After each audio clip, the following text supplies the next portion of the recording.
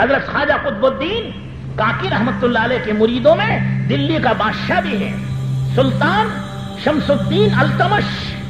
نام تو سنا ہوگا سب نے, تاریخ میں سنا نہیں. التمش, شمس الدین التمش سلطان, یہ بادشاہ ہے اور ان کا مرید ہے. ان کی مرید ہونے کا اثر یہ ہے بادشاہ پر. اولیاء اللہ کے قصے تو سنے نا, اب بادشاہ کا کیا ہے. حضرت خواجہ قطب الدین کاکی رحمت اللہ علیہ کا انتقال ہوا. مرنے سے پہلے وصیت کی کہ میری نماز جنازہ وہ پڑھائے جس نے کبھی بغیر وضو کے آسمان نہ دیکھا ہو, جس نے عصر کی سنت کبھی نہ چھوڑی ہو, اور جس نے غیر محرم عورت کو نہ دیکھا ہو. یہ 3 شرطیں جس کی زندگی میں ہیں وہ میرے نماز جنازہ پڑھائے. حضرت خواجہ قطب الدین کاکی رحمت اللہ علیہ کا انتقال ہو گیا. مہرولی جہاں قطب مینار بنی ہوئی ہے, قطب مینار کے میدان میں جنازہ رکھا ہوا ہے. اعلان پر اعلان ہوتا ہے کہ حضرت پیر و مرشد کی جنازے کی نماز وہ پڑھائے گا جس نے بغیر وضو کے کبھی آسمان نہ دیکھا ہو, یعنی کبھی بغیر وضو کے گھر کے باہر نہ نکلا ہو, جس نے عصر کی نماز کا فرض تو دور کی بات ہے سنت بھی نہ چھوڑی ہو, اور جس نے کسی غیر محرم عورت پر نگاہ نہ ڈالی. جنازہ رکھا ہوا ہے.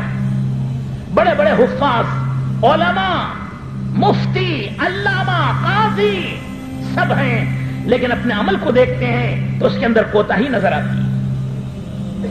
گھنٹے گزر گئے, ظہر ہو گئی, عصر ہو گئی, شام ہونے لگی, اندھیرا چھانے لگا. پورے دلی کے شہر کی لاکھوں کی آبادی میں کوئی ایک آگے بڑھنے تیار نہیں. جب دیکھا کہ کوئی نہیں بڑھتا, سلطان شمس الدین التمش خود آگے بڑھے اور یہ کہا کہ آج میرے پیر و مرشد نے میرا راز فاش کر دیا. میں نہیں چاہتا تھا کہ کسی کو کہوں, لیکن میرے پیر و مرشد نے خود ہی ظاہر کیا. کہنے لگے الحمدللہ جب سے میں بالغ ہوا ہوں کسی غیر محرم عورت پر میں نے نگاہ نہیں ڈالی, اور بغیر وضو کے گھر کے باہر نہیں نکلا ہوں, اور کبھی میری زندگی میں عصر کی سنت بھی نہیں چھوٹی. جنازے کی نماز پڑھائی. دیکھا آپ نے, دلی کا شہنشاہ, سلطان اعظم, لیکن ایک پیر و مرشد کی صحبت میں رہنے کا اثر یہ ہے کہ ہر وقت باوضو ہیں, ہر وقت فرض کے پہلے کی سنتیں بھی پڑھتے ہیں, فرض بھی پڑھتے ہیں, نفل بھی پڑھتے ہیں, اور نامحرم عورتوں سے بچتے ہیں, ناجائز چیزوں سے بچتے ہیں. اسے کہتے ہیں مرید. کسے کہتے ہیں مرید؟ جو تمام چھوٹے بڑے گناہوں سے بچے. پیر جس کی نظر کرم اور جس کی دعا و توجہ سے تمام سے بچے.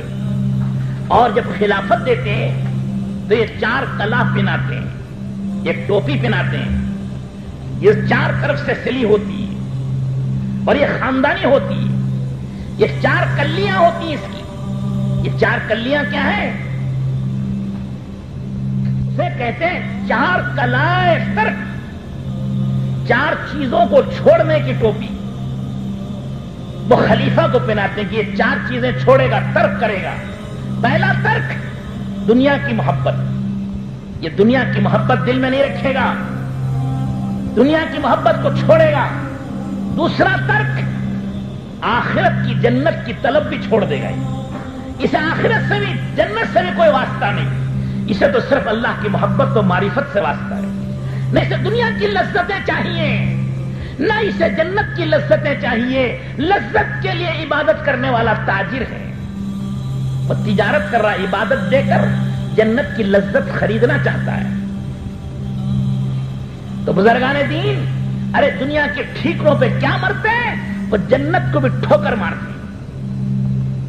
پیسے کے لیے در در کی ٹھوکریں نہیں کھاتے, وہ جنت کو بھی ٹھوکر مارتے ہیں. تو 4 کلا, یہ 4 کلیاں جو ہوتی ہیں تو اسے ترک کرنا پڑتا ہے. ترک کریں گے آپ بھی, ہاں بزرگوں کے چاہنے والے بھی انہی کے نقش قدم پر چلیں. دنیا کی محبت کو دل سے نکالیں, جنت کے شوق کو دل سے نکالیں, مال کی محبت کو دل سے نکالیں, اور حب جاہ, عزت, شہرت, اپنی بڑائی, اس کو دل سے نکالیں. جب یہ 4 چیزیں دل سے نکلیں گی تب یہ مرید بنے گا اور تب یہ خلیفہ بنے گا، مجاز بنے گا۔ تو یہ بزرگوں کی صحبت کا اثر ہوتا ہے۔ تو میں نے کہا سلطان التمش دلی کا بادشاہ اور شہنشاہ ہے، جس کی سلطنت یہ پورے ہندوستان میں ہے۔ اس وقت کا ہندوستان جس میں بنگلہ دیش بھی تھا، پاکستان بھی تھا، برما بھی تھا، تبت بھی تھا، سیلون بھی تھا، یہ سارے انڈومان اور نکوبار اور تمہارے مالدیپ، یہ تمام جزیرے بھی اسی میں شامل تھے۔ اتنے بڑے ملک کا شہنشاہ، لیکن فرض تو فرض، سنت بھی نہیں چھوڑتا۔ یہ بزرگوں کی صحبت کا اثر ہوتا ہے، یہ اولیاء اللہ کی صحبت کا اثر ہوتا ہے کہ ان کی صحبت میں رہنے والوں پر یہ اثر پڑتا ہے۔ جیسے کہتے ہیں نا، پھل کو دیکھ کر پھل کا رنگ بدلتا ہے۔ جب پھل سے پھل کا رنگ بدلتا ہے تو اولیاء اللہ کی جوتیاں سیدھا کرنے سے انسان کی زندگی بدلتی ہے۔